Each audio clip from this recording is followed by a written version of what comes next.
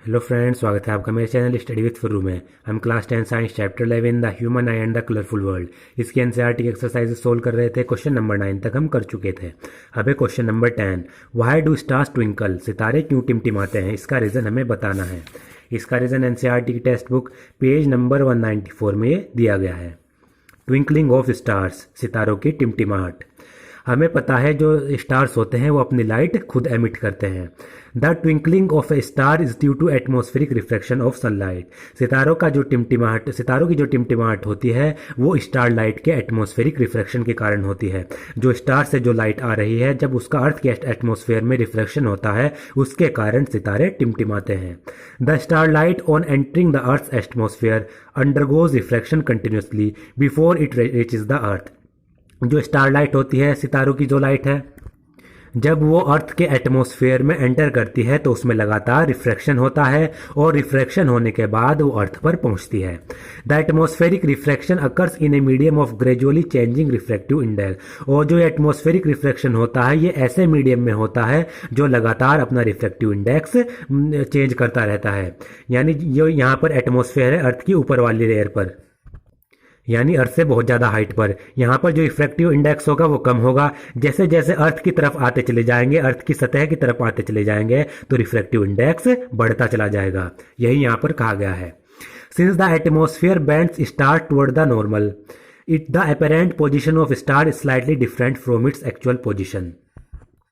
क्योंकि जो एटमॉस्फेयर है वो स्टार लाइट को नॉर्मल की तरफ बेंड करता है, क्योंकि रिफ्रैक्टिव इंडेक्स इंक्रीज हो रहा है अर्थ की तरफ, तो जो स्टार लाइट आएगी वो नॉर्मल की तरफ बेंड होगी। तो इस बेंडिंग के कारण जो स्टार की जो अपेरेंट पोजीशन है वो उसकी एक्चुअल पोजीशन से डिफरेंट दिखाई देगी। जैसे आप देख सकते हैं डायग्राम में, ये स्टार दिखाया गया है और ये स्टार की अपेरेंट पोजीशन दिखाई गई है। यहाँ पर एटमॉस्फेयर स्टार्ट होता है। अब अगर आप यहाँ पर लाइन खींचे और ये यहाँ पर ऐसे इसका नॉर्मल है, तो ये स्टार से स्टार लाइट आई, रिफ्रैक्टिव इंडेक्स यहाँ पर बढ़ रहा है, यानी रेयर से मीडियम से डेंसर मीडियम में ये एंटर कर रही है। तो जो ये स्टार लाइट है ये थोड़ी नॉर्मल की तरफ बैंड हो जाएगी। आप देख सकते हैं ऐसे आ रही स्टार लाइट, ऐसे सीधी चली जानी चाहिए थी, लेकिन वो नॉर्मल की तरफ बैंड हो रही है। और इस बैंडिंग के कारण जब हम इसको पीछे, इस रे को पीछे ड्रॉ करेंगे तो हमें लगेगा जो स्टार की पोजीशन है वो यहाँ पर है। स्टार की एक्चुअल पोजीशन तो यहाँ पर है, लेकिन हमें वो स्टार की एक्चुअल अपेरेंट पोजीशन यहाँ पर दिखाई देगी इस बैंडिंग के कारण। The star appears slightly higher above than its actual position when viewed near the horizon. जब स्टार को होरिजन के पास देखा जाएगा तो जो स्टार की जो एक्चुअल पोजीशन है वो हमें ऊपर दिखाई देगी। स्टार्स की पोजीशन हमें अबव दिखा दे रही है उसकी एक्चुअल पोजीशन के मुकाबले। एक्चुअल पोजीशन तो यहाँ पर है, लेकिन स्टार की पोजीशन हमें उससे ऊपर दिखाई देगी, जैसे फिगर 11.9 में दिखाया गया है। Further this apparent position of the star is not stationary but keeps on changing slightly. साथ ही साथ जो ये स्टार की अपेरेंट पोजीशन है ये भी स्टेशनरी नहीं है, इसमें भी लगातार चेंज होता रहता है, क्योंकि जो अर्थ एटमॉस्फेयर की जो फिजिकल कंडीशंस हैं वो भी स्टेशनरी नहीं है, वो भी लगातार चेंज होती रहती हैं। जैसे आप देख सकते हैं ये यहाँ से एटमॉस्फेयर स्टार्ट हो रहा है, रिफ्रैक्टिव इंडेक्स बढ़ रहा है। यहाँ पर ये कोई पर्सन खड़ा हुआ है, आप ये देख सकते हैं। यहाँ पर ये स्टार है और यहाँ पर ये इसकी अपेरेंट पोजीशन है, ये इसका नॉर्मल है। तो रे आई, रे ऑफ लाइट आई, थोड़ा नॉर्मल की तरफ बैंड होगी, क्योंकि यहाँ पर रेयर मीडियम है, यहाँ पर डेंसर मीडियम है, तो ये नॉर्मल की तरफ बैंड हो गई।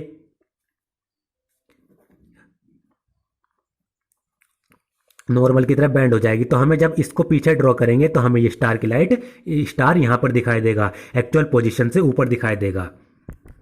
साथ ही साथ जो ये अपेरेंट पोजीशन है स्टार की ये भी लगातार चेंज होती रहती है। अब वो कैसे? क्योंकि जो एटमॉस्फेरिक कंडीशन है वो भी लगातार चेंज होती रहती है। यहाँ पर पहले कुछ और एटमॉस्फेरिक कंडीशन थी, कुछ देर के बाद यहाँ पर एटमॉस्फेरिक कंडीशन चेंज हो गई, तो उसके कारण जो रे ऑफ लाइट आई, मान लीजिए यहाँ पर थोड़ी रेयर हो गई, जो पहले डेंसर थी यहाँ पर अब रेयर हो गई, तो उसके मुकाबले यहाँ पर कम बेंडिंग होगी, दोबारा कम बेंडिंग होगी। उसके बाद जब हम इसको पीछे ड्रॉ करेंगे तो हमें ये अपेरेंट पोजीशन यहाँ पर दिखाई देगी। उसके बाद अगर यहाँ पर और भी पहले के मुकाबले और भी ज़्यादा डेंसर हो गई तो ये और ज़्यादा बैंड कर देगा। उसके बाद हमें ये अपेरेंट पोजीशन यहाँ पर दिखाई देगी। तो स्टार की अपेरेंट पोजीशन भी लगातार चेंज हो रही है क्योंकि एटमॉस्फेरिक कंडीशन भी लगातार चेंज हो रही है, यही इसमें कहा गया है। Since the stars are very distant they approximate point size source of light, क्योंकि जो स्टार्स हैं वो बहुत ज़्यादा दूर हैं तो हम उनको लाइट के पॉइंट सोर्स के रूप में मान लेते हैं, क्योंकि बहुत छोटे दिखाई दे रहे हैं और लाइट भी एमिट कर रहे हैं तो वो लाइट के पॉइंट सोर्स के रूप में हम उनको मान रहे हैं। As the path of rays of light coming from the stars goes on veering slightly, जो स्टार लाइट आ रही है उसकी रेज का पाथ लगातार चेंज होता रहता है, जैसे कि हमने देखा जैसे जैसे एटमॉस्फेरिक कंडीशन चेंज होती रहती है। The apparent position of the star fluctuate and the amount of starlight entering the eye flickers. The star sometime appears brighter and at some time other time fainter, which is the twinkling effect. तो light का path भी change हो रहा है, उसके कारण star की apparent position भी लगातार चेंज हो रही है। और इस जो ये अपेरेंट पोजीशन चेंज हो रही है इसके कारण जो स्टार लाइट है वो भी फ्लक्चुएट होती रहती है, वो भी चेंज होती रहती है। कभी हमें जो स्टार है वो ब्राइटर दिखाई देता है, चमकीला, कभी हमें स्टार थोड़ा डिम दिखाई देता है, यही कहलाता है ट्विंकलिंग इफेक्ट। अब देख लेते हैं ब्राइट और डिम कब दिखाई देगा star.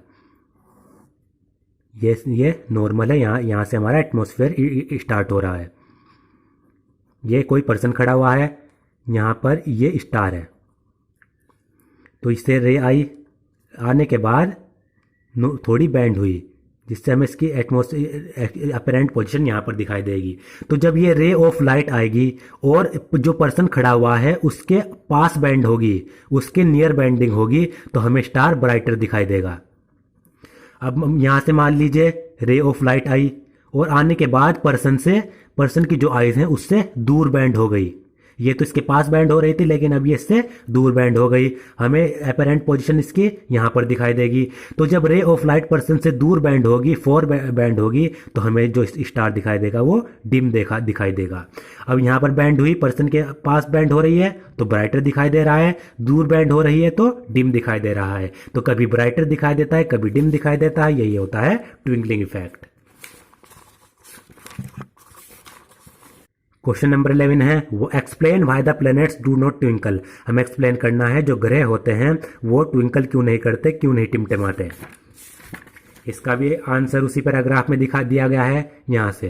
The planets are much closer to the earth and are the seen as extended sources. जो प्लैनेट्स यानी ग्रह होते हैं वो अर्थ के बहुत ज़्यादा नज़दीक होते हैं तो वो एक्सटेंडेड सोर्सेज के रूप में दिखाई देते हैं, यानी स्टार्स की तुलना में बहुत ज़्यादा लार्ज दिखाई देते हैं। If we consider a planet as a collection of a large number of point size sources of light, अगर हम ग्रह को ये माने कि जो ग्रह होते हैं वो लाइट के पॉइंट सोर्सेज का कलेक्शन होता है, यानी ग्रह में जो लाइट के पॉइंट सोर्सेज हैं वो बहुत ज़्यादा मात्रा में पाए जाते हैं, ये अगर हम माने, the total variation in the amount of light entering our eye from all the individual point size sources will average out to 0। तो जितनी भी लाइट हमारी आंखों में एंटर कर रही हैं उनमें जितना भी जो टोटल वेरिएशन हो रहा है वो लगभग 0 होगा। यानी किसी पॉइंट सोर्सेज से जो लाइट आएगी वो तो थोड़ी ब्राइटर आएगी और किसी पॉइंट सोर्सेज से जो लाइट आएगी वो थोड़ी कम आएगी। तो जब हम इनका एवरेज निकालेंगे तो एवरेज लाइट हमारे पास 0 आएगी।